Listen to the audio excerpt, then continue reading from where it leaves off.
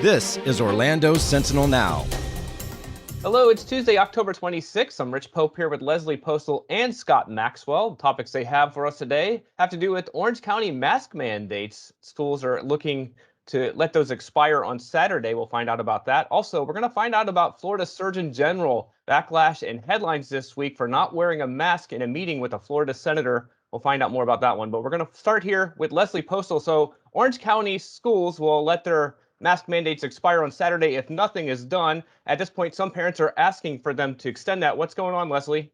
Right. I mean, if you remember back in August when COVID cases were surging, the district put a 60-day mask mandate in place that is set to expire on October 30th, which is Saturday. Some parents are pushing for them to extend that. Their argument is, extend it through the end of this semester till winter break. That will give, hopefully, vaccines for kids ages 5 to 11 will be available. And by the time their kids come back from the winter break, they'll be vaccinated. But it's not clear there's going to be a lot of support for that. And there's certainly parents who do not want that, but there certainly are some who are pushing for it. Right. School board meets today. Any chance this will be addressed?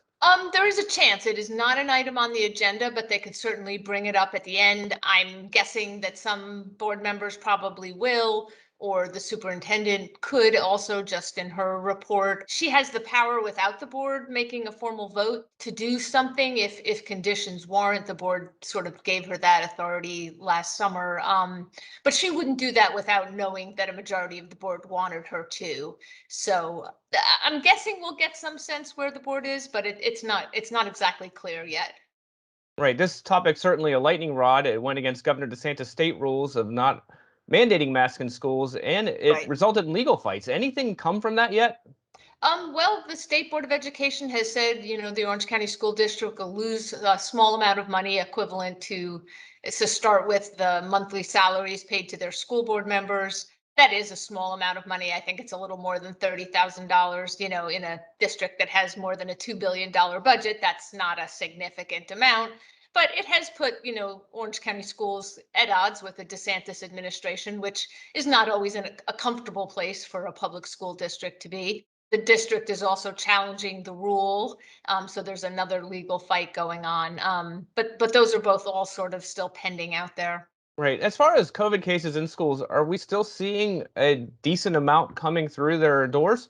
There has been a considerable drop, just as there has been in community cases. I mean, there were hundreds of cases recorded a day, during the big surge. And yes, cases have dropped significantly in the schools. Right.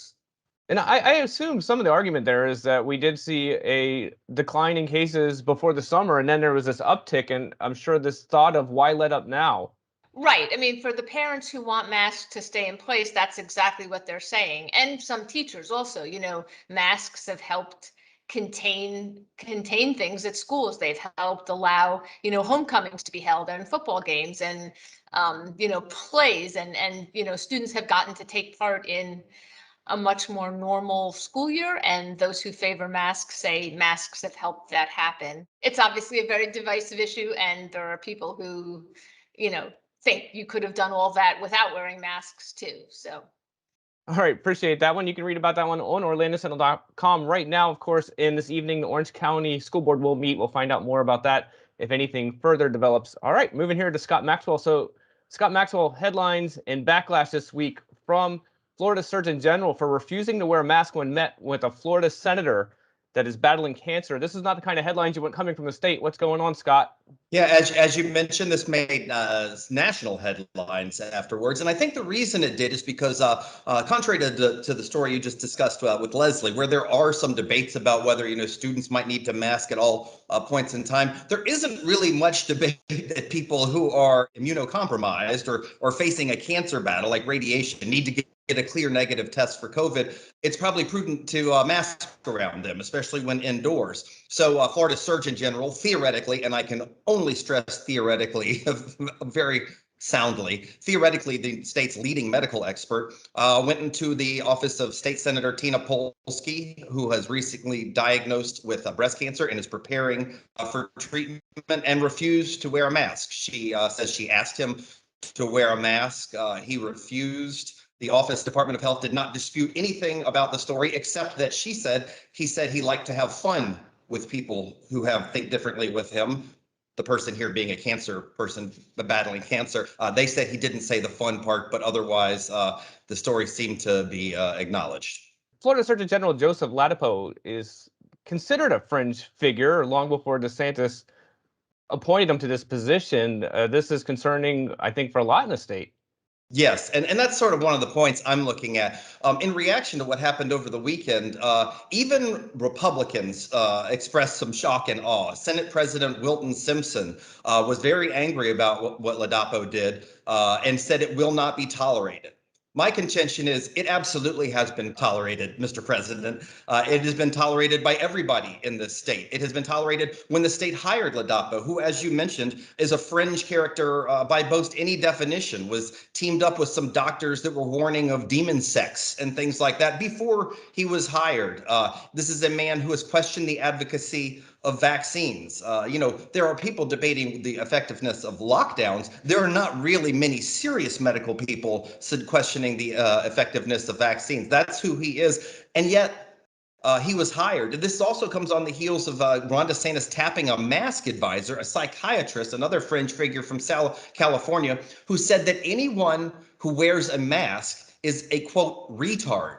Now, most 5-year-olds have learned not to talk like that, much less about people who are following medical advice. People like Wilton Simpson, the House Speaker, Republicans who defend DeSantis, they indulged all of this stuff. So I think it's clear to say it has been tolerated. This latest example seems to be a bridge too far for some of them, but we'll see if that's really the case. Yeah, it seems like you get to this with your column. It just comes down to human decency. I think that's the one thing that's been driving a lot of the concerns as far as the disagreements. Even if you don't agree with masks, you would think in front of a cancer patient, you'd be like, okay, I respect that.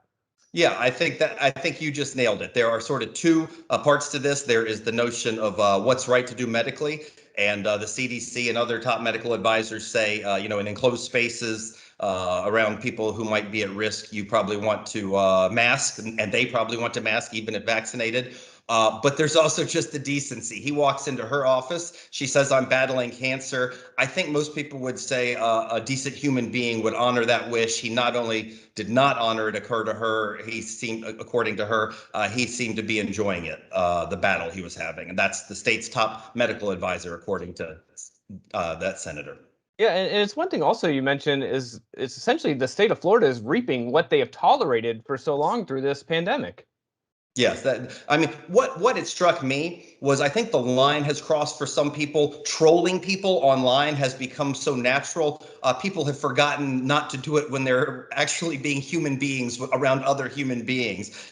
We have legislators who are calling masks face diapers on Twitter. Well, that's all fun and games. It's not to me, but to them on Twitter, I think most people who still have a conscience find that not to be fun and games when you're talking about someone who's battling cancer. So this appears to be a line in the sand, but we'll see. I mean, these guys, if it's a simple call, they wouldn't confirm Ladapo as state surgeon general, which the Senate has to do if they're serious about objecting to this. But the objections to him were clear before he was hired, before this most recent incident. I'm prone to think it's just yapping because this was a bridge too far. But we'll see if they can back up their talk with actual morals and action.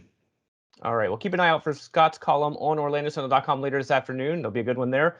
But for us, we're going to go ahead and push pause. Want to point out, please become a subscriber. Go to OrlandoSentinel.com/subscribe and support our work. We always do appreciate that. But until tomorrow, we're going to call it quits. Until next time, I'm Rich, Scott, and Leslie. Everyone have a great day. We'll see you soon.